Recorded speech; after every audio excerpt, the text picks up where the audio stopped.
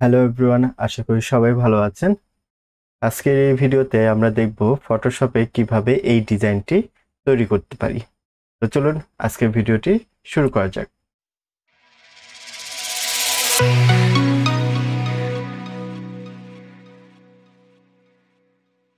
তো প্রথমে আমরা একটা নতুন ডকুমেন্ট নেব, কন্ট্রোল এন। এখান থেকে আমি 5x7 ইঞ্চির একটা ডকুমেন্ট নিচ্ছি, গ্রেড। এরপর আমি এখানে ফরগ্রাউন্ড কালার একটি নিয়ে নিব। এখান থেকে আমি হালকা লাইট পিঙ্ক কালার নিয়ে নিচ্ছি। ওকে, এই ফরগ্রাউন্ড কালারটা আমি এটার উপর অ্যাপ্লাই করব, অল্টার ডিলিট, তাহলে আমার কালারটা অ্যাপ্লাই হয়ে যাবে। এরপর আমরা লাভ শেপ তৈরি করব। এখান থেকে রেক্টেঙ্গেল টুল নিব, শিফট ধরে একটা রেক্টেঙ্গেল আঁকবো যেটা স্কোয়ার হবে। আমরা ফিলে যাব, কালার পিকারে ক্লিক করব। এখান থেকে আমি পিঙ্ক কালারটা নিয়ে ওকে করে দিচ্ছি। শেপ টুলে যাব, এখান থেকে ইলিপস টুলটা নিব। এরপর এখানে একটি বৃত্ত আঁকবো, শিফট এবং অল্টার ধরে। মুভ টুলে যাব, এটাকে জুম ইন করে নিচ্ছি। এক অংশ মিলিয়ে নিলাম, আরেক অংশ মিলিয়ে নিব। অ্যাকুরেট ভাবে ছোট বড় করার জন্য অবশ্যই শিফট ধরে কাজ করতে হবে। এন্টার প্রেস করব, এটাকে আমি সেন্টার পয়েন্ট পর্যন্ত মিলিয়ে নেব। অল্টার ধরে ড্র্যাগ করে এটার একটা ডুপ্লিকেট নিব, এটাকে ঠিক এই পর্যায়ে সেন্টার বরাবর রাখবো। লেফট বাটন চেপে ধরে ড্র্যাগ করে তিনটাকে সিলেক্ট করব, রাইট ক্লিক করব, মার্জ শেপে ক্লিক করব। তাহলে এটা আমার একটা শেপে কনভার্ট হয়ে যাবে। এটাকে ট্রান্সফর্ম করব, এই পর্যায়ে রাখছি।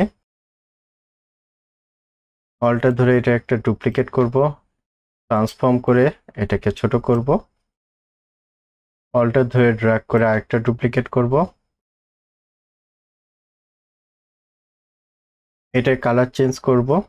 আমরা শেপ টুলে যাব, ফিলে যাব, এখান থেকে কালার পিকারে ক্লিক করব। এই অংশে এটাকে আমি রেড করে দিচ্ছি। পরেরটাকে সিলেক্ট করব, শেপ টুলে যাব, ফিলে যাব, কালার পিকারে ক্লিক করব। এখান থেকে এটাকে আমি অরেঞ্জ করে দিচ্ছি। উপরের লেয়ার সিলেক্ট করব, শিফট ধরে ব্যাকগ্রাউন্ড লেয়ারটা সিলেক্ট করব, রাইট ক্লিক করব, কনভার্ট টু স্মার্ট অবজেক্ট করে ফেলব। এরপর ফিল্টারে যাব, ব্লারে যাব, গাউসিয়ান ব্লারে ক্লিক করব। এখান থেকে ভ্যালু আমি 10 দিয়ে দিচ্ছি। ওকে, আবার ফিল্টারে যাব, নয়েজে যাব, অ্যাড নয়েজে ক্লিক করব। এখানে প্রয়োজন অনুসারে আমরা নয়েজ দিয়ে দেব। আমি এখানে 12 রাখছি। ওকে, আবারও ফিল্টারে যাব, ফিল্টার গ্যালারিতে ক্লিক করব। এখানে আমরা ডিজোর্ট থেকে গ্লাসে যাব, ডিস্টরশন 13, স্মুথনেস 3 এবং স্কেলিং 133। তো এখানে আমি এই ভ্যালুটা ইউজ করছি, আপনি এখান থেকে কি কমিয়ে বাড়িয়ে এগুলো দেখতে পারেন। তো এখানে আমি 15, 135 এবং 3 রাখছি। জাস্ট ওকে প্রেস করব। এখান থেকে এটাকে আমরা হাইড করে দিব। ফাইলে যাব, প্লেস ইন ব্লেন্ডে ক্লিক করব।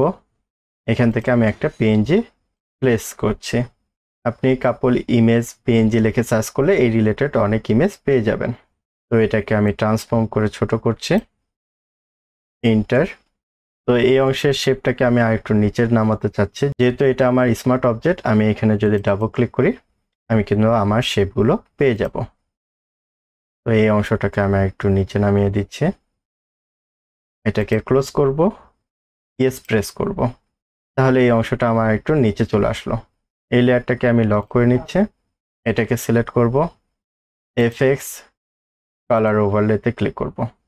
দেন এখান থেকে আমি কালার পিকারে ক্লিক করব। এখান থেকে আমরা যে পিঙ্ক কালারটা ইউজ করেছিলাম সেটা এখানে রয়েছে রিসেন্ট কালারে, এইখানে ক্লিক করব। সেই কালারটা নিয়ে নিয়েছে, জাস্ট ওকে প্রেস করব। ওকে, জুম করে নিব। এই অংশটাকে আমরা এই পর্যায়ে রাখছি, আর একটু ট্রান্সফর্ম করছে। এটার একটা মার্কস নিব, দেন ব্রাশ টুলে যাব, এখান থেকে সব ব্রাশ নিব, এগুলো 100 থাকবে। নিচের অংশে আমি হালকা করে ব্রাশ করে দেব। Ctrl 0। এই লেয়ারটাকেও আমরা এবার লক করে নিচ্ছি।